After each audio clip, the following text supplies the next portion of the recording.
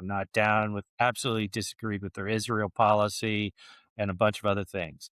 But overall economic stewardship was an A plus plus. And we had one of the most, I think, impressive soft landings that I've ever seen trying to bring down inflation while not undermining growth, having good. I mean, and again, I understand, like, for the listener out there, I'm not claiming that having a good GDP number means everything, Right, because it correct. doesn't tell you what's Yeah, happening underneath the covers. that's it. It That's right. doesn't tell you who's getting what. It just tells you the overall aggregate economic growth. But under Biden, it was strong. Inflation was easing. We were investing in important, growing Infrastructures. technologies and sectors like chip manufacturing, like Mhm.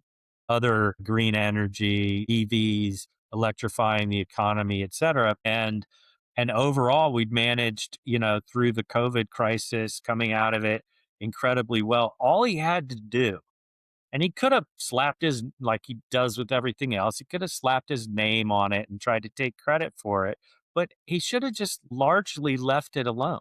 And he would be in a far better position. I'm sure you saw this, Tom, they just revised down the fourth quarter number, which was at an anemic 1.4% growth. Headline inflation numbers, again, trending back up toward 3%. Everything that they like, the last quarter's numbers that came in that they were, beating their chest about, I think will turn out to be fool's gold, and everything's being revised downward. I think his economic stewardship and overall, like, there's no plan. The tariffs weren't a plan. The tariffs, as he's implemented them, were a blunt force instrument that were largely done based on who pissed him off most recently. I mean, there's no method to it. There's no real, like you would expect if you want to bring manufacturing back to the United States, you're not just going to tariff the countries that are exporting those goods to the United States. You also have to make commensurate investments and create a business climate and figure out how is the U.S.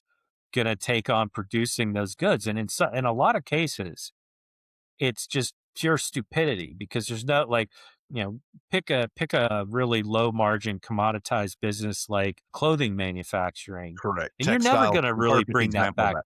No, Yeah, you're never gonna nor bring that should back to the you. United States, and in a way, yeah, why would you? Like, people can get affordable clothes, produced someplace else. That's the whole And idea. I'm not saying, like, if there's some niche, companies that wanna try to make that work in the United States, great. I'm all for it, but, like, there's really, I don't see anything about their overall economic policy besides tariffs, just in general. It's all based on grievance, and it's all based on grift and graft. And so what they're doing is they're figuring out what are the pressure points, what are the gateways where we can stand at the gate and shove our hands into whatever pile of cash and transactions are happening. Play Yeah, favorites, I mean, my God, Trump right now has oil money that he's extorting from Venezuela going to an account that he controls in Qatar. And that's like, then he's got his board of peace. That's another bit of graft, which he controls all the funds. I don't even know if those are going into government accounts. He's going to have the US kick in 10 billion.